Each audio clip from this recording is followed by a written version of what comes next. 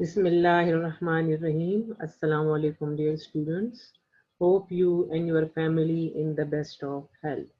Dear students, this lecture is for grade 8, subject chemistry, chapter number 4, exercise. And this is my 27th lecture, and I am your lecturer, Mrs. Saira Jamal.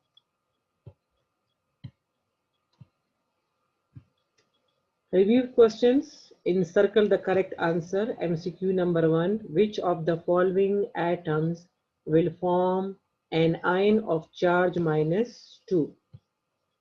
The atoms are an atom having atomic number 12 and mass number 24, atomic number 14 and mass number 28, atomic number 8 and mass number 8, atomic number 10 and mass number 20. So, dear students, as you know that atomic number 8 means that this is the atomic number of oxygen, and oxygen has 2 electrons in the first shell and 6 electrons in the second shell. In order to have same configuration like the noble gases which have a complete outermost shell, so oxygen also needs 2 electrons to complete the outermost shell. Oxygen will gain 2 electrons and then in turn will get -2 charge. So which of the atom will form an ion of charge -2 or an anion of charge -2? That is the atom which has atomic number 8. Number 2, which of the following atoms will not form cation or anion? So this property you know is only for the noble gases, that the noble gases or group number 8 elements, they never gain or lose electron because the outermost shell is already completely filled. So the correct option is atomic number 18, which is the atomic number of argon. Argon has atomic number 18. It has 2 electrons in the first shell, 8 electrons in the second shell, and 8 electrons in the third shell. So all the shells of the argon are completely filled. So they don't need to gain or loses electrons. So correct option is option C, atomic number 18. MCQ number 3, which of the following atoms will form cation? Atomic number 20, 18, 17, or 15. Atomic number 20 is for calcium. Calcium has 2 electrons in the first shell, 8 electrons in the second, 8 in the third, and 2 electrons in the last shell. So in order to complete the outermost shell, calcium needs 6 more electrons, and to gain 6 electrons is very difficult. A very large amount of energy is required, is released, or is like electron affinity. So that is very hard or very difficult to release that energy or to have that much energy to gain 6 electrons. So the easiest way is calcium may loses 2 electrons because it is a metal, and due to its large size and low ionization energy, low electron affinity, low electronegativity, it will loses those 2 electrons and will form cation, divalent cation. So which atom will form cation? So the correct option is option A, 20, which is the atomic number of calcium. Which of the following atoms obey duplet rule? It's understood that hydrogen is the element, oxygen obeyed octet rule, fluorine octet rule, and nitrogen octet rule. Only hydrogen is the element which has 1 electron in the first shell, and it will gain 1 more electron to have 2 electrons in its outermost shell, because hydrogen has only 1 shell. So hydrogen obey the duplet rule. Question number MCQ number 5. Silicon belongs to group 4A. It has electrons in the valence shell, and I told you before that the group number tell us about the number of electrons in the valence shell. So group 4 means 4 electrons are present in the outermost shell of silicon. Phosphorus belongs to third period of group 5A. How many electrons it needs to complete its valence shell? So phosphorus is present in group 5. Group 5 means it has 5 electrons in the outermost shell. and it's understood that it needs 3 electrons to complete the outermost. 5 are already present, and in order to have 8 electrons, it will gain 3 more electrons. Number 7, in the formation of aluminium fluoride, aluminium atom loses electron. You can see aluminium has 3 electrons in the outermost shell, 2, 8, 3. It has 3 electrons in the outermost shell. So it will lose its 3 electrons and then in turn will form trivalent cation. Trivalent cation will form by aluminium. So aluminium will lose its 3 electrons. Which of the following is not true about the formation of sodium sulfide? Each sodium atom loses 1 electron, sodium form cation, sulfur form anion, or each sulfur atom gains 1 electron. So the answer is sodium has 1 electron in the outermost shell, while sulfur has 6 electrons in the outermost shell. In order to have 8 electrons, sulfur will gain 2 electrons, while sodium will loses 1 electron. So for 1 sulfur, we need 2 sodium metals. So 1 sodium will loses electron, and second sodium there will be 2 electron, and those 2 electrons will gain by the sulfur atom. So sulfur will form divalent anion, and sodium, 2 sodium will form monovalent cation. Each sodium will form monovalent cation.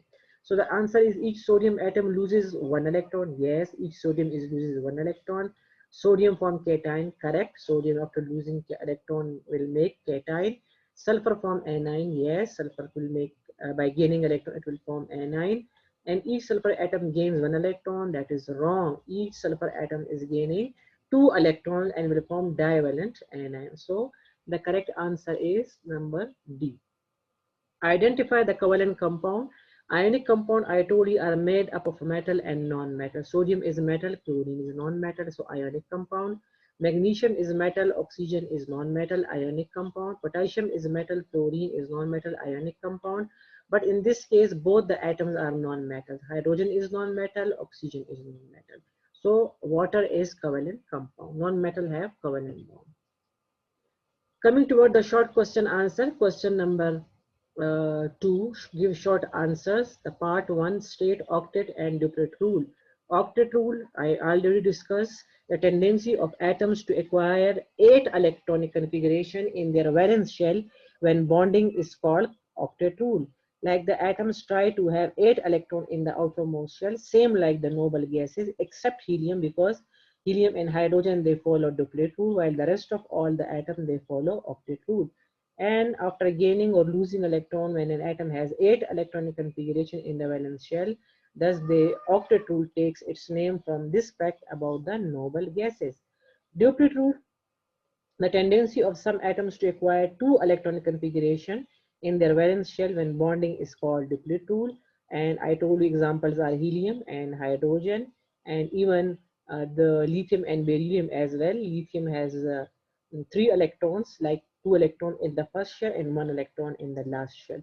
So lithium will loses that 1 electron and then in turn will have 2 electron in the outermost. So beryllium has 2 electron in the outermost shell. It will loses those 2 electron and then in turn the first shell will left, and it has, that first shell has 2 electrons. So hydrogen, helium, lithium, and beryllium, all they follow the duplet rule. Helium already has 2 electrons, so it is noble gas, but the rest of these elements or atom, hydrogen, lithium, and beryllium, they tend to achieve 2 electron configuration in the valence shell by losing electrons.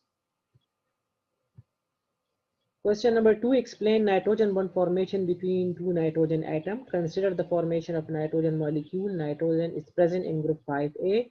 It has 5 electrons in the outermost shell and it needs 3 electrons to complete its octet. Or to complete its outermost shell, nitrogen needs 3 electrons. So for sharing, each nitrogen atom contribute 3 electrons, as it has 5 electrons and need 3 more electrons to complete its outermost shell. So each nitrogen atom will share 3 electrons, and after sharing 3 electrons, definitely what will happen? Total are 6 electrons. 3 electrons are shared by 1 nitrogen atom and 3 electrons are shared by second nitrogen atom. Total there are 6 electrons. Pair are 3 pairs. And if you remember, I told you that a bond which is formed by the mutual sharing of 3 pairs of electrons is called triple covalent bond. It means that nitrogen atom will form triple covalent bond by sharing 3 pairs of electrons. 3 pairs or 6 electrons. So nitrogen will form triple covalent bond. Question number 3, how does aluminium form cation? Atomic number of aluminium is 13 and formation of aluminium cation are like by losing 3 electrons. Configuration of aluminium is 1s2, 2s2, 2p6, 3s2, 3p1. Total electrons are 6, 7, 8, 9, 10, 11, 12, 13. So which is the atomic number of aluminium? And as I told you that in the outermost shell in aluminium, there are 3 electrons. And definitely in order to complete the outermost shell, it needs 5 more electrons, which is difficult to gain. So the easiest way is that it will donate 3 electrons and then in turn will have the outermost shell will be the second shell and it has 8 electrons and it is completely filled. So aluminium, in order to have electronic configuration same like the noble gases, it will loses 3 electrons and will form the trivalent cation. How does oxygen form anion? Oxygen is present in group number 6A. It has 6 electrons in the outermost shell and it needs 2 electrons to have 8 electrons in the outermost shell or have to have electronic configuration same like the noble gases. So you can see configuration of oxygen is 4, 5, 6, 7, 8. Total are 8 electrons, but in the outermost shell, 4, 5, 6, 6 electrons are present in the second shell. So in order to have complete outermost shell, it will gain 2 electrons and then in turn have the p orbital complete, because you know that p can accommodate maximum 6 electrons. But in this case, p has 4 electrons. It can gain 2 more electrons and then will form the p6. And after gaining 2 electrons, then it will form the oxygen anion or oxide ion or divalent oxide ion. You can see oxygen has 2 electrons in the first shell and 6 electrons in the second shell. It need this one is mistakenly mentioned. Okay, there are 2, 3, 4, 5, 6. This dot is mentioned mistakenly. 6 electron. It will gain 2 electron and then in turn will have 8 electrons. 2, 2, 4, 2, 6 and 2, 8 electrons. And then it will have a charge minus 2 charge because oxygen gain 2 electrons and will form the anion. Question number 5, the electron dot and cross structure for water molecule. So you know that oxygen has 6 electrons in the outermost shell and it needs 2 electrons to complete its octet, as I told you in the previous slide. Hydrogen has only 1 valence electron and it needs 1 more electron to complete its duplet. So what will do? What will oxygen and hydrogen do? So oxygen can form 2 single bond with 2 hydrogen atoms. Oxygen is the central element. Oxygen will be the central element and then the 2 hydrogen atom will share 1 electron with oxygen atom and then in turn will form single covalent bond. Each hydrogen atom is making single covalent bond with oxygen atom. And these are the electrons which does not participate in bond formation. They are called lone pair electrons or non-bonding electron pairs. And those electrons which participate in bond formation, they are called bonding electrons or bond pair electrons. Then we have to arrange hydrogen atom around oxygen and connect them by a pair of electrons, 1 dot and 1 cross. Dot is for hydrogen and cross is for oxygen. Same dot for hydrogen and crosses are for oxygen, and these two are the electrons of oxygen which does not participate in bond formation and are called lone pair or non-bonding electron pairs. We can also draw the electron dot and cross structure for water in this form, which is also called Lewis structure.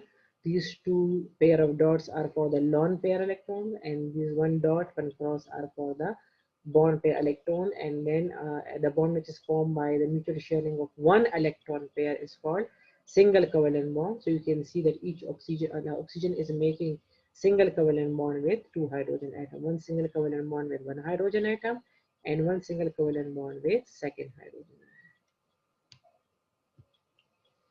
Coming toward the extended question answers, question number 3, describe the importance of noble gas electronic configuration. What is the importance of noble gas configuration or the atoms having 8 electrons in their outermost shell. Why is it important? Noble gases usually not combined to other elements or even with themselves. It is due to their electronic configuration. It has only 2 electrons in its outermost shell, which is also called diplet rule. Example is helium. Helium is a noble gas which has 2 electrons in outermost shell, and that is the first and outermost shell of helium, and first shell can accommodate 2 electrons. So helium no need, or helium does not need to gain or lose electrons. That's why you can say that the it follow the diplet rule.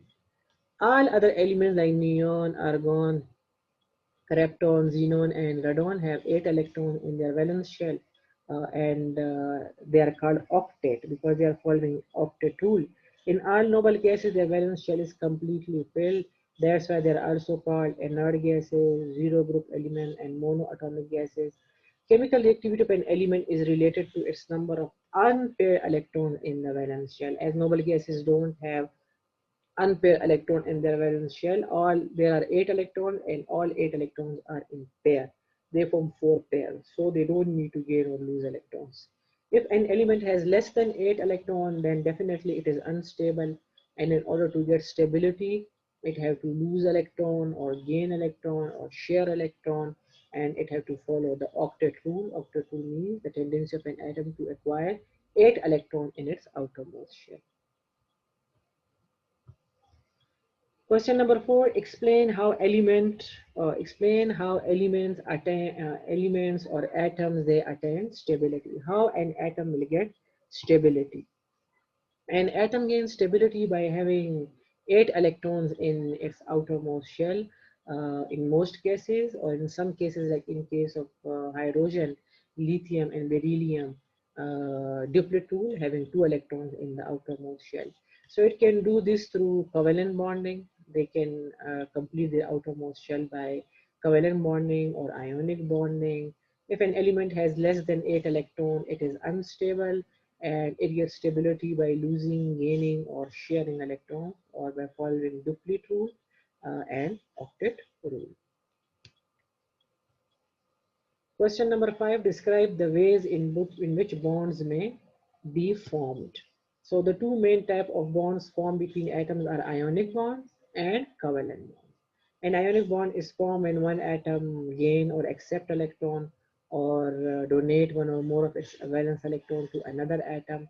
So this type of bond is called ionic bond, in which one atom loses electron and other gain electron. And then these oppositively charged ions will attract each other with a force, and in turn will form ionic bond. The second type of bond formation is like covalent bond formation. And covalent bond is formed when atoms share valence electrons. The atoms do not always share the electrons equally, so a polar covalent bond may be the result. When electrons are shared by two metallic atoms, a metallic bond may be formed. I told you we have 3 types of bond: ionic bond, covalent bond, metallic bond, and also coordinate covalent bond. 4 types of bonds. But in your book, they explain only the 2 types of bond. They are, which are the ionic bond and the covalent bond. Ionic bond definition I already told you, and the covalent bond is again over here. So you can also mention here that there are describe the ways in which bond may be formed. So mention 4 types. There are 4 types of four ways in which bond may be formed. Those 4 ways are ionic bond, covalent bond, metallic bond, and coordinate covalent bond. But we will discuss the 2 main types over here, then explain ionic bond and the covalent bond. And covalent bond also has further type: polar covalent bond and non-polar covalent bond. In the previous lecture, I mistakenly shuffled the headings. Like the polar covalent bond, I mentioned non-polar, and on the non-polar, I mentioned polar. So please make correction over there. Polar covalent bonds are those type of covalent bonds which are formed by the sharing of electron between dissimilar atom. Dissimilar atom, when they share electron, then the covalent bond which is formed is called polar covalent bond. But when similar atom combine together, or when similar atoms share electron with each other, then they will form the non-polar covalent bond. So the explanation in the previous lecture, it was correct, but the heading was mistakenly mixed. When electrons are shared by two metallic atoms, then a metallic bond may be formed. If two metals share electron, then they will form metallic bond. Describe the formation of covalent bond between the two non-metallic elements. We can take any example. So I'm taking here an example of the formation of covalent bond in hydrogen molecule. What is covalent bond? A bond that is formed by the sharing of one electron pair is called single covalent bond. An example is formation of covalent bond in hydrogen molecule. A hydrogen atom has a single valence electron, and two hydrogen atoms share one electron and then will form a diatomic molecule. In the formation of this molecule, each hydrogen atom achieve the electronic configuration of noble gas, that is helium, because helium has two electrons in its first shell, which is its outermost shell as well. So an electron pair in the region between the two atoms is attracted to both hydrogen nuclei. This means it is a more stable situation than that exists in separate atoms. Because of this stability, two atoms form a covalent bond. As they share electron by mutual sharing, and the electron density you can see is between the two atoms, because the electron negativity value of both the hydrogen atoms are same. So both will pull the electron with equal force. As a result, the electron will be in the mid of the nuclei of the two atoms, and they will share electron, and then in turn will follow the diplet rule, because this hydrogen atom will have two electron and this also will have the two electron, because these two electron can rotate in this hydrogen atom and also in the shell of the second hydrogen atom. One more example is for the formation of covalent bond in fluorine molecule. Fluorine belongs to group 7A and it has 7 electrons in the outermost shell, and definitely it needs only 1 electron to complete the outermost shell. And as we are taking two fluorine atoms, so two fluorine atoms, they have same electronegativity difference, so the same thing will happen as they have 7 electron and they need one more electron. So two fluorine atom will shared one electron with each other, one cross of this fluorine atom and dot of this fluorine atom, and then in turn will form single covalent bond. You can see here these electrons which does not participate in bond formation, one pair, two pair, three pair. We will mention those three lone pair electron in this fluorine, and same these three lone pair electron on this fluorine atom. These are called lone pair electrons or non-bonding electron pair. Those electron pair which does not participate in bond formation, while the middle one where the two electrons are shared is called the bond pair electron. Question number 7, explain with example single, double and triple covalent bond. Dear students, I already explained this topic. You can see the answer from the book. Definition of covalent bond, then all type of bond, their definition, explanation and examples. All are mentioned in book, so see from book. Question number 8, find the number of valence electrons in the following atoms using the periodic table: boron, neon, rubidium, and barium, arsenic. So boron is present in group number 3, so it has 3 electrons in the outermost shell. Neon belongs to group 8A. This is mistakenly 6. There are 3 lines, okay. Group 8A, so it has 8 electrons in the outermost shell. Rubidium is present in group number 1, so it has 1 electron in the outermost shell. Barium is present in group number 2, so it has 2 electrons. And arsenic is present in group number 5. It has 5 electrons in its outermost shell. Coming to question number 9, represent the formation of cations for the following metal atom using electron dot structure. The first element is aluminium, and I explained it already. It has atomic number 13. This is its configuration. And aluminium has 1 electron in the P, and I told you that P can accommodate 6 electrons. So it means it needs 5 electrons to have 6 electrons in this P orbital, which is not possible. So the only possibility to get stability is that aluminium, as it is metal, it has low ionization energy and low electronegativity, so it will and also have greater shielding effect, so it will easily lose 3 electrons and then it will form aluminium trivalent cation. For strontium atomic number is 38. It has 4p6 5s2. It has 2 electrons in the outermost shell, which is S subshell, and again it needs 6 electrons, which is not possible. So if it loses 2 electrons, and then in turn will form the divalent cation. Strontium divalent cation. You can see in this image, it will loses the 2 electrons, and then in turn will form divalent cation. It has 2, 8, 18, 8 and 2 electrons. The outermost shell has 2 electrons. Barium has 2, 8, 18, 18, 8 and 2 electrons in the outermost shell. So same like beryllium, because beryllium and barium both belongs to group number 2. So it will loses 2 electrons, and then in turn will form the divalent cation. And configuration will be 2, 8, 18, 18 and 8. 8 as the outermost shell has 8 electrons, so it follow the octet rule. Question number 10. Describe the formation of anions for the following non-metal atom using electron dot and cross structure. Phosphorus. Phosphorus is atomic number is 15. It is present in group number 5A of the periodic table. It has 5 electrons in its outermost shell, and it needs 3 electrons to complete its outermost shell, and having configuration same like the noble gases. So you can see that in the outermost shell has 3 plus 2, 5 electrons, and if you see only the p orbital, it has 3 electrons, and p can accommodate 6 electrons. So it needs 3 more electrons to complete the outermost shell.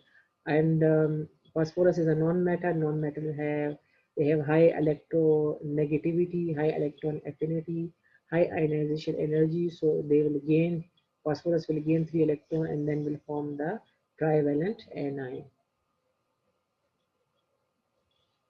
You can see in this image, phosphorus will gain 3 electrons and then in turn will form the trivalent anion. Bromine atomic number 35, and it is present in group 7A of the periodic table. It has 7 electrons in its outermost shell, and it needs 1 electron to achieve noble gas configuration. All the group 7A elements, they have 7 electrons in their outermost shell, but due to their high electron affinity, high ionization energy, high electronegativity, and low atomic size or low atomic radius, and high nuclear charge, due to all these properties, bromine will gain electron because it is a non-matter, and I told you, due to these properties, the non-matter, they always gain electron. Same, the bromine belongs to group 7, so it needs 1 more electron to complete its outermost shell. So this is bromine, okay, not phosphorus. So bromine will gain 1 electron, and then in turn will have, you can see it will have 4s2, 4p6. 4 is the outermost shell, 6 plus 2, 8 electrons in the outermost shell, and its outermost shell will be completely filled, same like the noble gases. It has 2 electrons in the first shell, 8 in the second, 18 in the third, and 7 in the last shell. So after gaining 1 electron, you can see it has 8 electrons in the outermost shell as well, and then in turn will form monovalent anion. Hydrogen atomic number is 1, and hydrogen belongs to group 1A of the periodic table. It has 1 electron in its outermost shell, and it needs 1 more electron to complete its outermost shell. So you can see hydrogen will gain 1 electron and then will form the monovalent anion. You can see here hydrogen has 1 electron, and in order to follow the duplicate rule, it will gain 1 electron and then in turn will have 2 electrons in its outermost shell, and will have same electronic configuration like helium. Helium has 2 electrons in the outermost shell. So in order to have stability, or in order to have the same electronic configuration like the noble gases, hydrogen will gain electron. So dear students, we discussed 10 questions of the exercise. The remaining questions, inshallah, we will discuss in the next lecture. Till then, take care. Allah.